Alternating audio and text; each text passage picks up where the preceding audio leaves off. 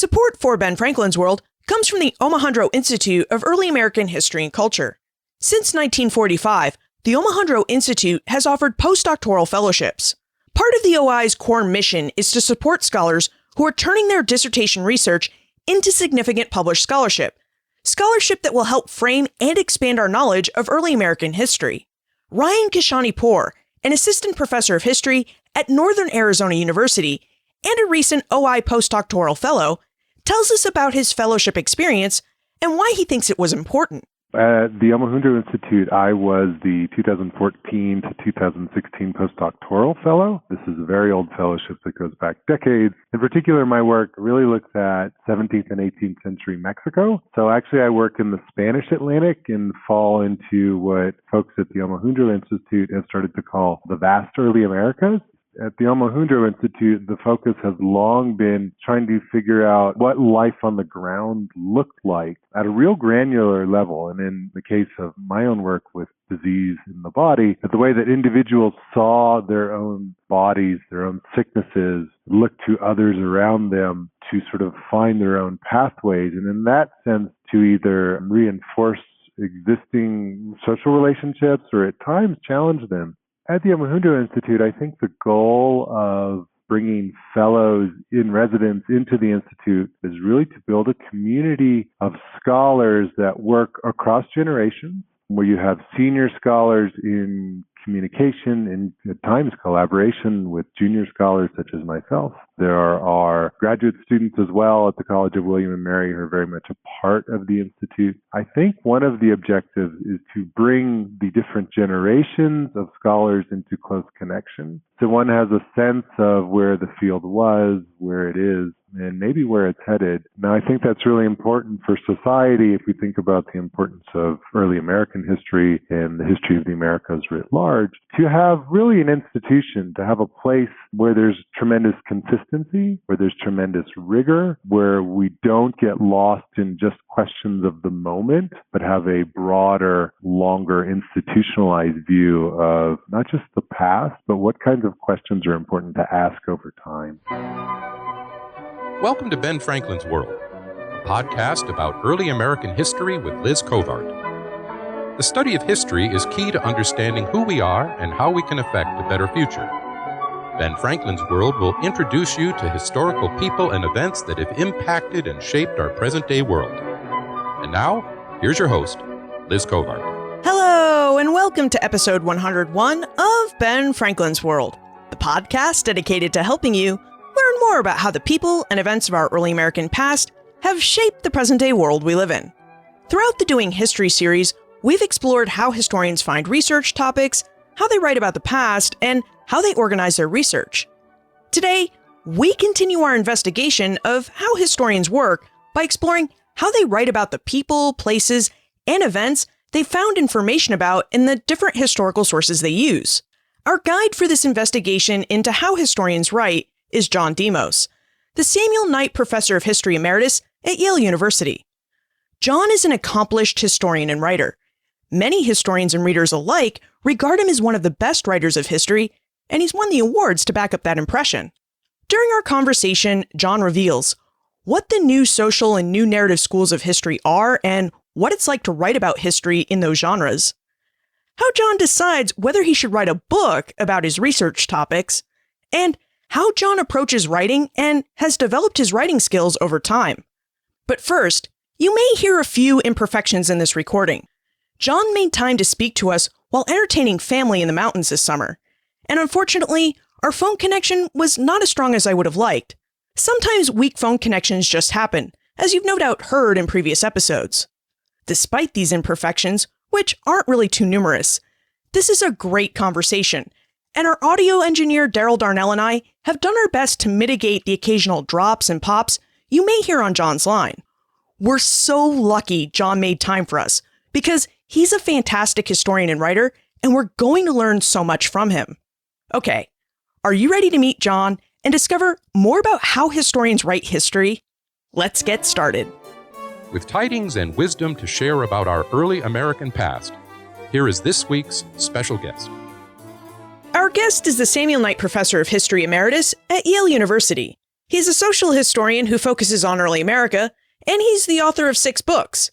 He won the Bancroft Award for his first book, Entertaining Satan, Witchcraft and the Culture of Early New England, and he won the Francis Parkman and Ray Allen Billington Prizes for his third book, The Unredeemed Captive, a family story from early America, which was also a finalist for the National Book Award. His deep knowledge of how to write history and how to write it well is why he joins us for our Doing History, How Historians Work series to discuss how historians write history. Welcome to Ben Franklin's World, John Demos. I'm glad to be here. Thank you for inviting me. In the preface of The Unredeemed Captive, John notes that as a child, he was drawn to history by the stories. Yet, when he went to college and graduate school, he focused on how to write the new social history because narrative history was in a period of deep eclipse. John, you're a historian known for your narrative style of writing. And it seems hard to believe that you didn't practice this style of writing until well after graduate school. Would you tell us more about your story and about what new social history is and how it differs from narrative history? Well, the first thing I'd like to say is that I wanted to be a writer from, childhood and long before I thought of being a historian. I wanted to be some kind of writer, and I think up until well into college, I thought I'd probably be a writer of fiction. I could write novels. That would be wonderful. But the fact, as I discovered it fairly quickly, was that I wasn't good at writing fiction. So in some ways, I went to writing history as a kind of fallback. I still wish I could write fiction, still dabble with fiction occasionally, but just sort of for my own benefit. But that's important because it really goes to the matter of stories. Again, when I was a very young person, I was drawn to all kinds of stories, fictional stories and history stories as well. But then when I started graduate school in the mid-1960s, I found that much of what I had expected to be and do as a historian was out of fashion. A new wave was building, what we called at the time the new social history. That sounds an odd way of describing it now because it's so very old, this new social history, but at the time it did seem very new and fresh, and it was quite different from the storytelling mode that initially drawn me to the idea of history. I guess you asked how to define the new social history. Looking back, I think there are several quick things we might say about it. The one thing, it was about ordinary people and everyday life, not, great public figures, as had mainly been the pattern before then. It was inclusive. Everybody gets a chance to be part of this, women as well as men, people lower on the social scale as well as those at the top. It was frankly interdisciplinary, involved a lot of borrowing, in effect, from other academic disciplines, especially social science. Sometimes the new social history was actually referred to as social science history. That was very important to me. I spent quite a bit of time in graduate school taking courses and seminars, not in the history department, but rather in different social science disciplines. It was about analysis and interpretation as opposed to mere description. I say mere description in the sort of slightly sneering way that we would have said at the time. And finally, it aimed for depth as opposed to breadth. It really was a strong wish to kind of get to the bottom of things. Now, all of these characteristics, looking back, I think represented a major reorientation of the whole discipline. Before that point, and I'm talking about the 60s and maybe on into the 70s, before that point, I think the predominant style in historical study and writing was narrative, what I would now call kind of old narrative, and descriptive, and different in all the ways I've just tried to articulate. That's kind of a mouthful, but that's the basic difference. Now, if we move forward in time and come to the revival of narrative history in the last, 20 or 25 years, what some call the new narrative history, that's very different from the old narrative history, I think. Would you tell us about this new narrative history and how it differs from the old narrative history?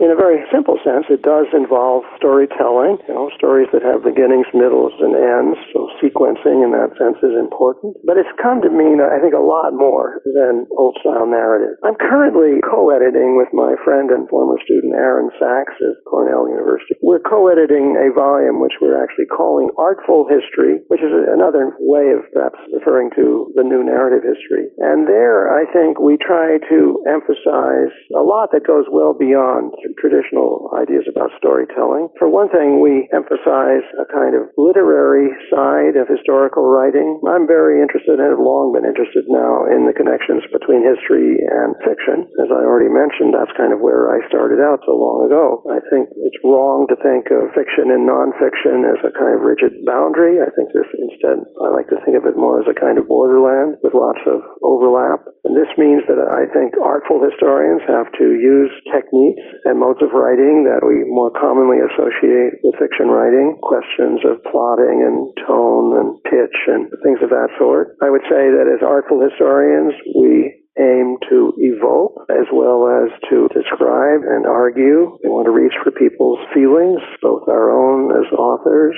and those of the readers as well. And finally, I guess I would say in that connection that we try to tap into themes and questions, at least indirectly, themes and questions that go beyond any particular historical time and place, things that are sort of fundamentally existential, that have to do with being human. The kinds of things that, of course, novelists and poets and so on and philosophers deal with, but historians have basically, I think, sort of dealt themselves out of that conversation, at least until recent times, and it seems to me we ought to be part of the conversation. I was going to say one more, I hope, clarifying thing on that score. I've come to think of history as historical study as having three sort of levels or dimensions. The first is the particular, all the details of a given time and place and specific situation. Then there's the general, which is where we try to grasp some larger conclusions about the particulars that we're bringing forward. And finally, there's what I call the generic. These are themes and questions that really go beyond any given historical time and place and have to do with all our lives as humans.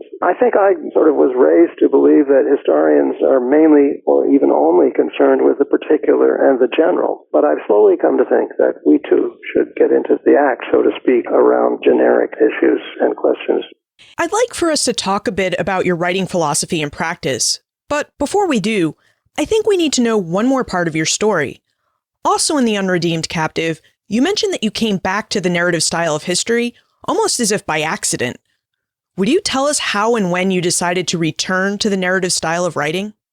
Sure. There's really a very specific turning point there. This has to do with the book I wrote in the 70s and early 80s called Entertaining Satan. It's a study of, the subtitle is Witchcraft in the Culture of Early New England. It's all about witchcraft in 17th century New England. It's highly focused and so on. A large part of it is in the mode of the new social history. It's full of cross-disciplinary borrowing, psychology, sociology, and so forth and so on. And I actually wrote a lot of that book, as I just said, in the new social history mode, with lots of general conclusions about what underlay belief in witchcraft and behavior based on that kind of belief. And when I finished those parts of the manuscript, I felt there's something missing here, and namely people. I really had included very few references to individual people. It was all about structural questions and so forth and so on. So I thought that to kind of make up for that, what seemed to be a deficiency, I would write a series of, as I thought of them, of case studies about particular witchcraft cases where people would be front and center. And this would kind of make a nice complement to the kind of general discussion that I had already created for the other parts of the book. So I wrote these so-called case studies. Well, actually, they were narratives,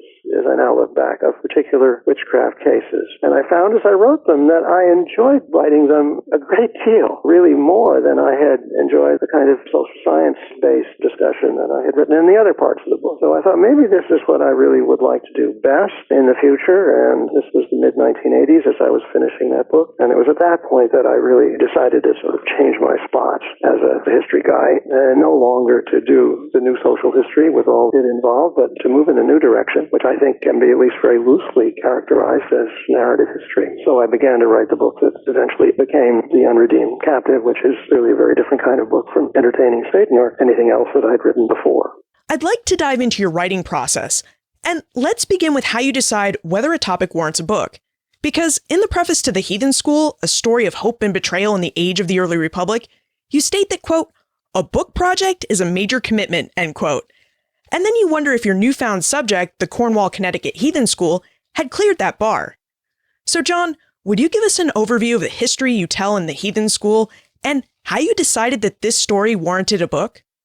I'll try to give you a very short thumbnail of the story that's at the heart of the Heathen School. This young guy, who turns out to be a Hawaiian, turns up one day in the year, I think it's 1809, on the steps of Yale College. He's a very conspicuous figure from all the Yale undergraduates. It turns out that he is a Hawaiian, and he's been sort of let off a ship in New Haven, found his way to Yale, and he's weeping as the other students observe him there on the steps of the college, and they ask him why he's in such distress. And he says, and I think these are the words that have come down to us in the story of his life, he says, because nobody gives me learning. In short, he would like to have what the Yale students are having at the same point in their lives. And that leads to the students kind of taking him under their wing and beginning to teach him, to train him in English language and in other kind of academic subjects, and perhaps most important of all from their point of view, in Christian faith and practice. He becomes converted. He becomes actually quite well educated after a few years of this. And his progress, as it were, leads a number of important figures at Yale and all around New England, mainly Protestant ministers, led by the then Yale president, Timothy Dwight. It leads them to conceive of a grand scheme to found a special school where the same sort of thing as already happened to Obadiah will happen on a much broader scale to other young men, heathen, as they said, heathen young men brought from all parts of the world, who will in their turn become educated, civilized, quote unquote, and converted, above all, converted to Christianity. And then they'll go back to their own homelands and start similar projects where they live among their own people. And the school gets going, and there's a lot of excitement about it. The leaders and founders of the school announced all this as a plan to save the world in their terms. And they even calculate that in a certain number of years, I think they often thought it might be about 60 years, the whole world would be saved by this process that they were initiating. From this tiny acorn, so to speak, a mighty oak will grow. So they bring in students from all parts of the world, including increasingly Native Americans, American Indians. And there is this kind of, as we now look back on it, a kind of bubbling multicultural activity going on. The school lasts only about 10 years, and then something happens that wasn't part of the plan at all. Namely, romance develops between some of the heathen youth, the students at the school, and local townswomen. And this was all happening in the little town of Cornwall, Connecticut. This creates a kind of scandal. Interracial and interethnic connection was, and certainly marriage and courtship and marriage was nothing that the founders planned or that the American public at the time would tolerate. And at first, officials of the school deny that any such thing is actually happening. But it turns out that two very serious courtships are underway, both involving Native American young men, students at the school, and local women. And these courtships, in fact, lead to marriage in both cases. These are young Cherokee men who marry their Connecticut sweethearts and take them back to North Georgia, the Cherokee Nation. And the result, to cut a long story a bit shorter, is a huge scandal with really national dimensions discussed all over the country. And it leads to the closing of the school. And then there's a kind of tag end of the story, which was that these two young Cherokee men, John Ridge and Elias Boudinot, go back to become leaders of the Cherokee Nation. They come right from the pinnacle of Cherokee society and life, and now they're very well educated. So they become leaders of the nation, and leaders also in the process of trying to resist the removal of the Cherokees. As this is where the kind of little story, so to speak, of the heathen school meets the big story of American national growth and development, because as everyone knows, there's a process underway in the 1820s and 30s to remove Indians from their traditional territories, and especially in the southeastern part of the country, to the west, to Oklahoma. Anyway, Ridge and Boudinot resist that process as much as they can as negotiators, as leaders of the nation, until finally they decide can't work, and they sort of flip. They decide that the only recourse really is to accept the terms that the Jackson administration is offering around removal, and to accept removal, and they in turn lead the removal process to Oklahoma, where they pay for their efforts by losing their lives. They're both assassinated by tribal opponents. Most Cherokees at the time, I'm tempted to say almost to the present day, regard Ridge and Boudinot as traitors to the nation, and so they eventually are murdered on a single morning. The story has a kind of really downside ending. So that's the story. Now let me just say very briefly why it cleared the bar for me. That is because I thought it was about some larger issues in American culture and history that are of lasting importance, again, right to the present day. For one thing, the whole heathen school plan was a very vivid example of what we have come to call American exceptionalism, the idea that America has a mission to save the world. And I actually think that idea has been present from long before the Foreign Mission School was founded, the Heathen School, as it was informally called, and it has remained a central issue in the rhetoric of the election campaign in 2016, in fact. So I thought this was a really sharp instance of that particular powerful theme in American history. It was also about the issue, as we now refer to it, of diversity, of crossing ethnic and racial lines in various ways, including romantic and marital ways. So there, too, it tapped into a powerful theme in American history and American culture. And finally, it struck me that it's important that sometimes we consider failure as historians. This is clearly a story of failure. This was an idea that was really, I think, very misconceived from the start, and it flamed out at a certain point in a way that was very painful. So I say all this up front in the prologue of the book: exceptionalism, diversity, and failure. And now those are three big deals in my mind. And when I could see that this story kind of all of those three, I was ready to go to work on it. In general, is that how you decide that you have a book? You have a good local story that you find very interesting and compelling, and that also ties in with the larger issues of national history? In your mind, if your story meets those criteria, it warrants a book? I think so. I think that's kind of the way I decide. It has to have more meaning and significance than is just apparent right on the surface of the particular details, whatever they are. I reached the same point with The Unredeemed Captain. That book, too, is about crossing cultural boundaries, which is a theme that has always preoccupied me. What's your writing process like? Say, like the Heathen School, you found a topic that you've decided to write a book about. What do you do next? How do you actually write a book? Well, I'm the kind of historian who does a lot of research before he puts a single word on the page. In the case of the Heathen School, I think I did all my research before I started doing any writing. There's always the question of when you stop doing research. You can always do more, I would imagine, with almost any topic and hope to find more. But I get to a point when I think whatever it is I'm learning that they didn't know before that seems new actually doesn't change my understanding of the story at all. So what I'm learning now, as opposed to what I learned when I was at a much earlier stage in research, what I'm learning now just doesn't really change things very much. So maybe it's time to stop, even though I know that there probably are more valuable bits of information out there. So at that point, that is a turning point for me. I think, all right, I've got to tackle the writing now. I don't work in any very detailed way with outlines, but I will probably try to prepare a general sense of what the chapters might be, although I would say that's very much subject to change as I go along, and it does change. Maybe this is the point at which one might try to write a book proposal in order to get a contract or something like that. So publishers would certainly want to have some kind of outline and that inducement as well. And I pretty much write, once I have a sense of the broad sequence of things, I pretty much write from front to back, from the early part of story to the latter parts. Occasionally, when I think I have a special kind of issue that I'm struggling with, I may plunge in and try to write a chapter that would be in the middle, but pretty much go sort of A, B, C, D in that order. You mentioned that you do most of the research before you write. Do you have a tried and true method for knowing when to stop researching? Aren't you ever worried that you will miss an important source that might tell you something new?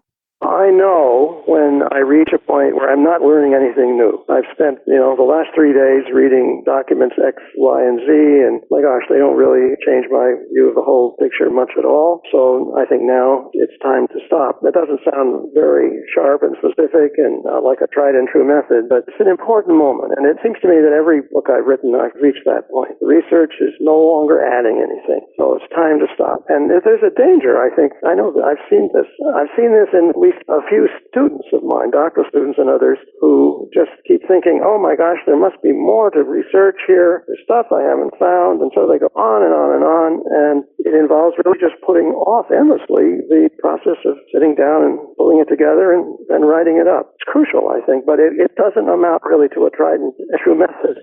When you're writing up your research, how do you decide what information to include in your books and what information to leave out?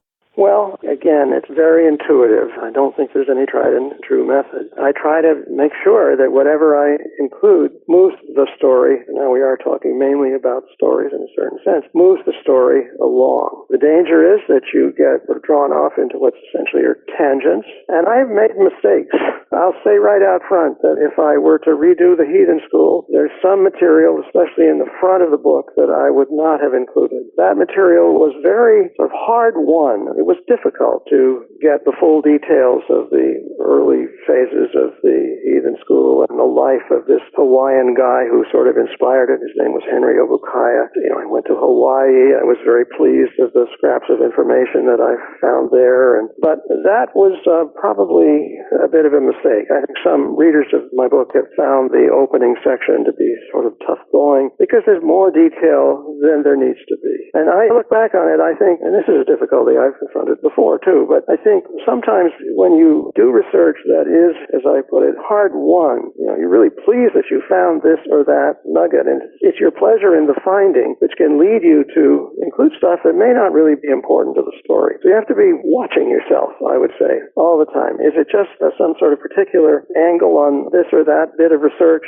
that's pulling me in this direction, or is it really the needs and the development of the whole story? It's really tricky ground. The question is hugely important and not really easy to answer in any very precise way.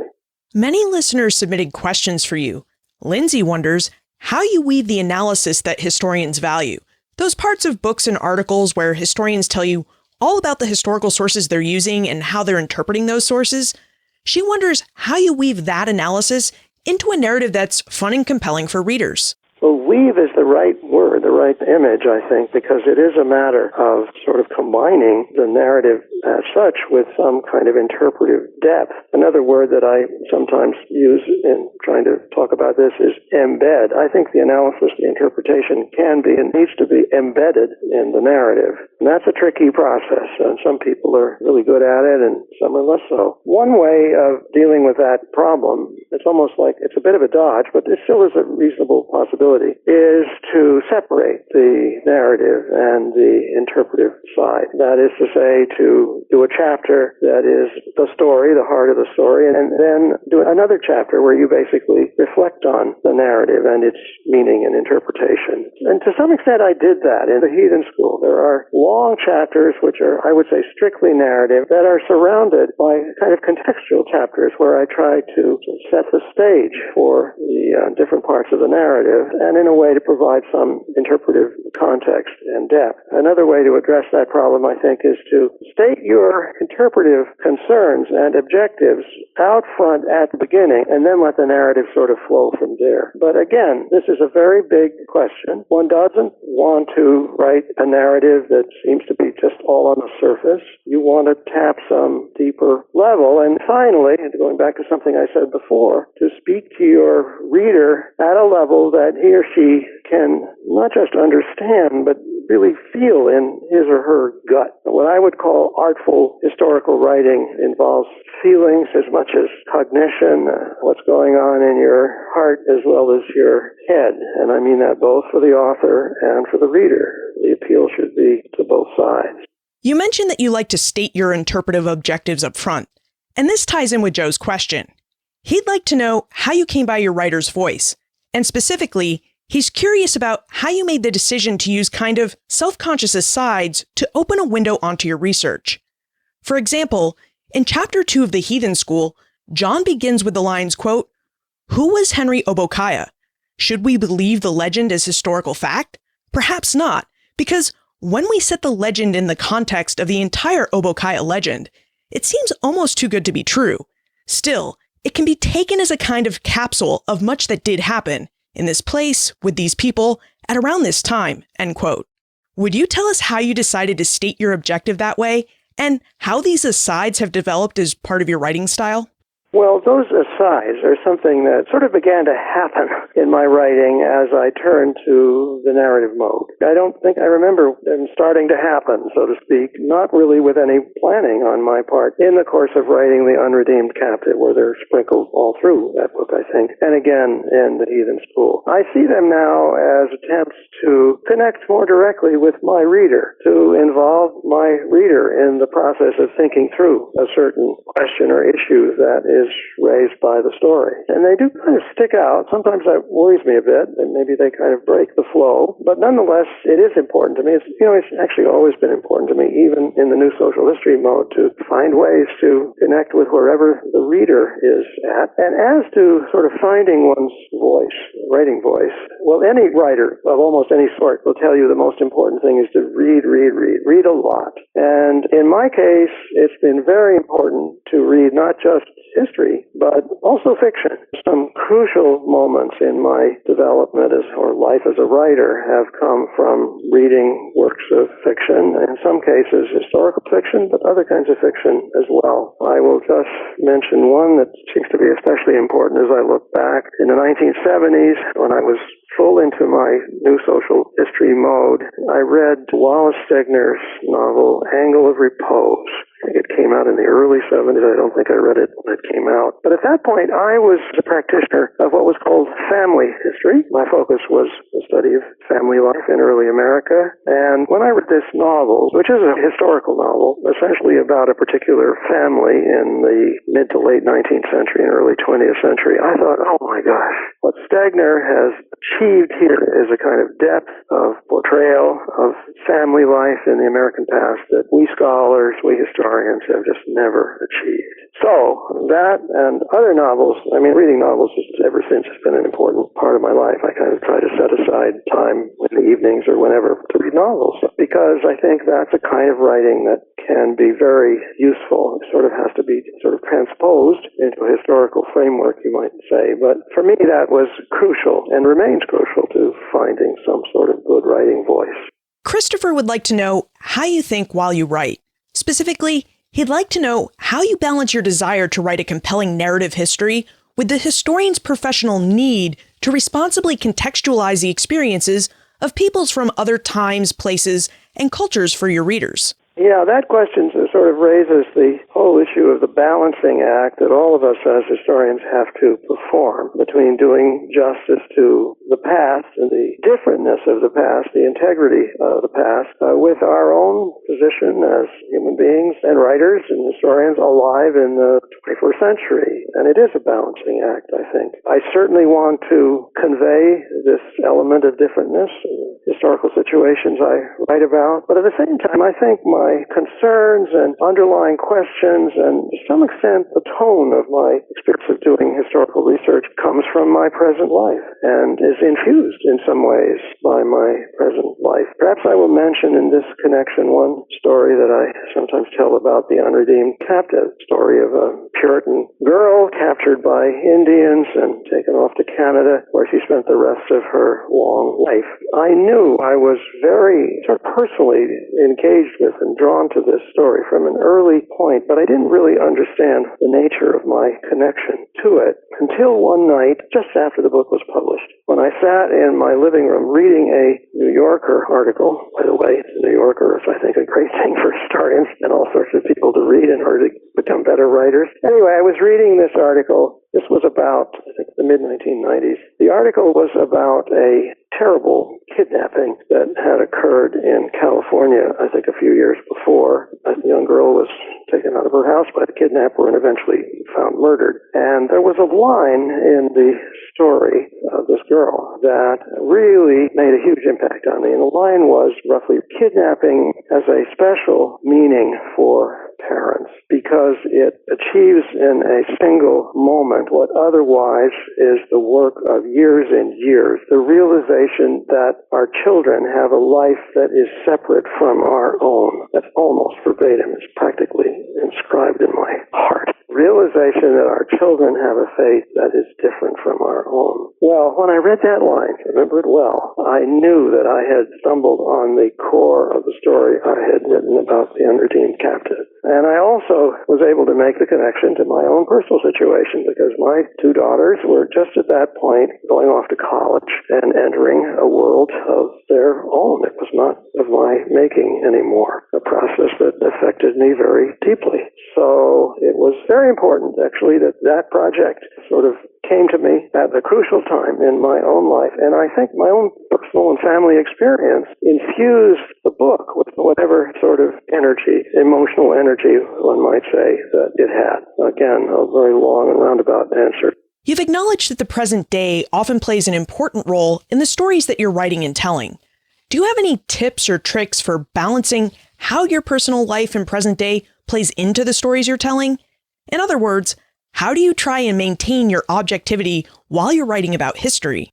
There's a very important process that you have to be aware of and sort of impose on yourself, and that is a process of constant self-examination. It's one thing to say that your own concerns as an author and historian, your own concerns are present in the work you're doing. It's another thing to find that those concerns are sort of distorting the record of the past. And so, I don't know, I try always to be aware and literally to take a certain little bit of time every now and then to think about my own connection to the story I'm trying to tell, and to strike the balance between sort of using my experience to infuse and maybe even shape the story on the one hand, and avoiding the temptation and the difficulty that I might really be misrepresenting the people that I'm writing about. Again, it's a very delicate balance, but I think you can deal with it. Hopefully you can deal with it by a lot of self-awareness. Anyway, I think that's the best answer I can give. During our conversation, you've mentioned that we should read widely, that we should indulge in novels and New Yorker essays, not just in history books, and that we should know and confront our biases. Do you have any other tips or tricks for those of us who would like to start writing about history, or for those of us who already write about history and would like to improve our techniques to write better? I don't think there are tips or tricks. I can only repeat what I said about the importance of reading and reading widely. Reading is itself a very important kind of experience. It goes on, of course, in one's head as opposed to out in the wider world. But you need a lot of that in order to be able finally to create something useful yourself. Let's move into the time warp. Normally, this is the fun segment of the show where we ask you a hypothetical history question about what might have happened if something had occurred differently or if someone had acted differently. However, in keeping with our doing history theme of time machine use, we're going to let you use our time machine to travel into the future.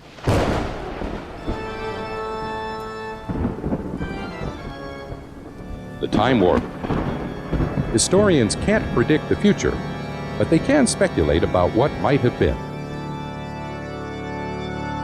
So, John, in your opinion, how will the historians of the future research and write about our present day, given the huge volume of emails, tweets, and other internet communications that we engage in?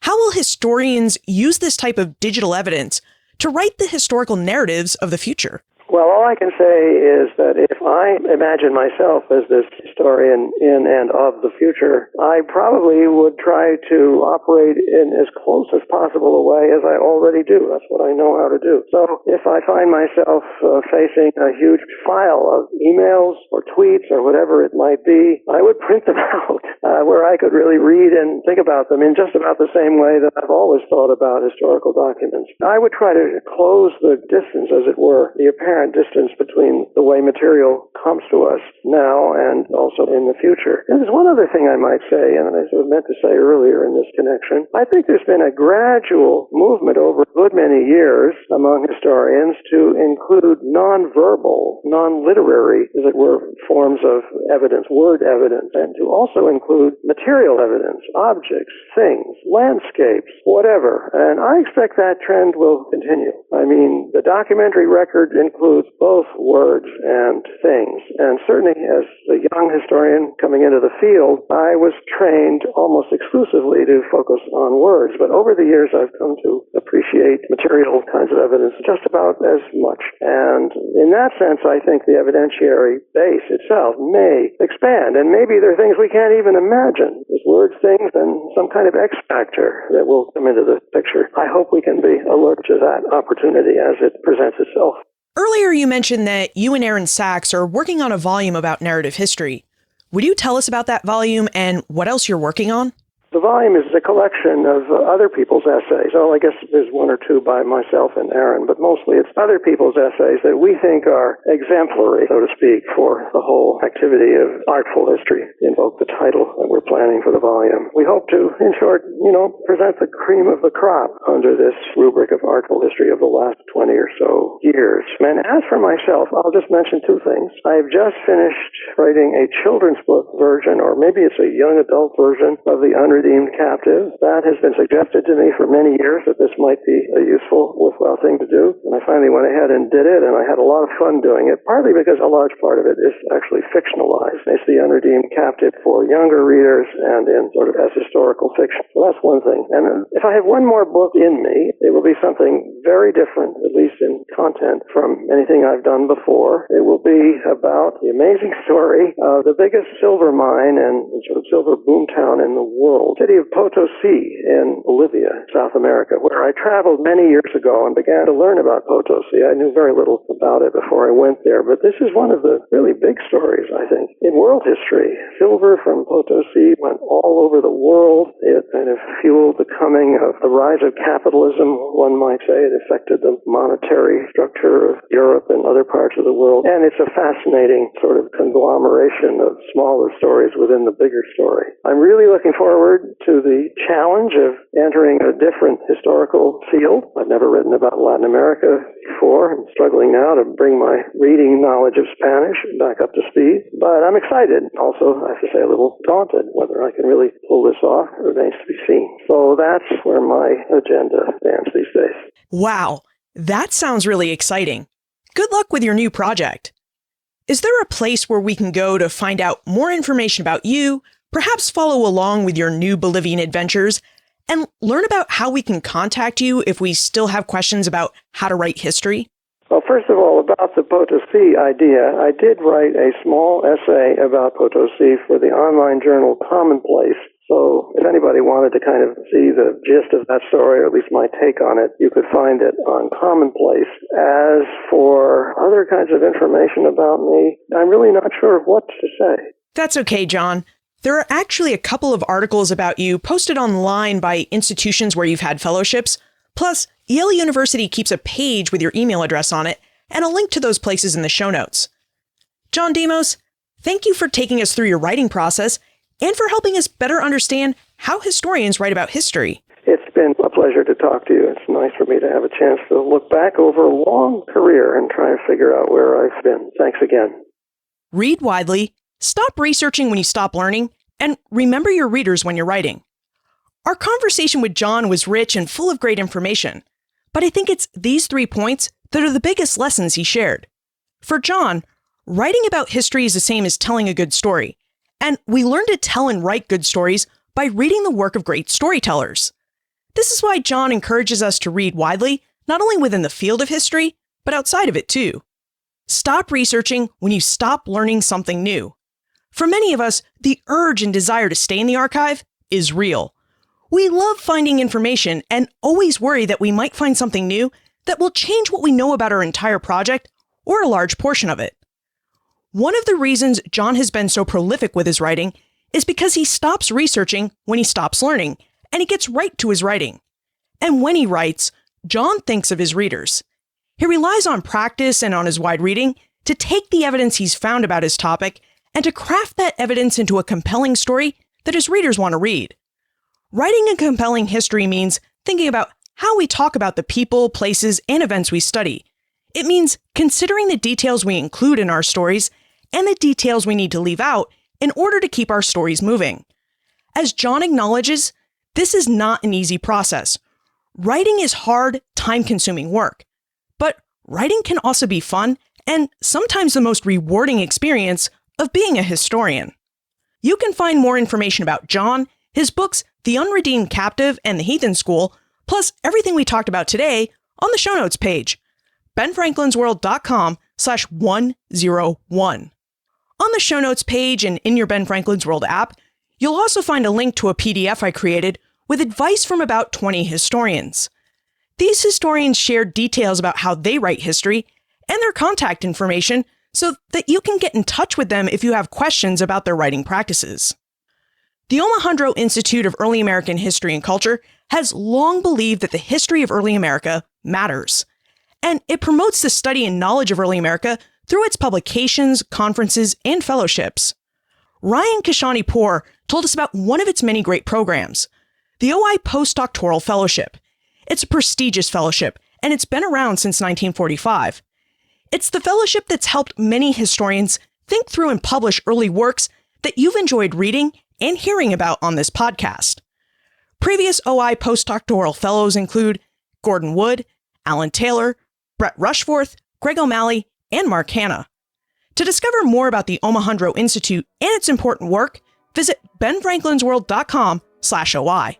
And if you're a recent PhD graduate and you think you have an important project that will help shape and inform what we know about early America, check out the OI's postdoctoral fellowship program.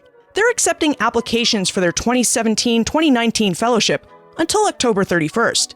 You'll find all the information you need to apply on their website. Finally, how do you write about history, or what history books and articles do you think are the most compelling reads? Send your answers to liz@benfranklinsworld.com, tweet me @LizCovart, or post a comment on the show notes page or in our listener community on Facebook. And remember, never leave till tomorrow that which you can do today.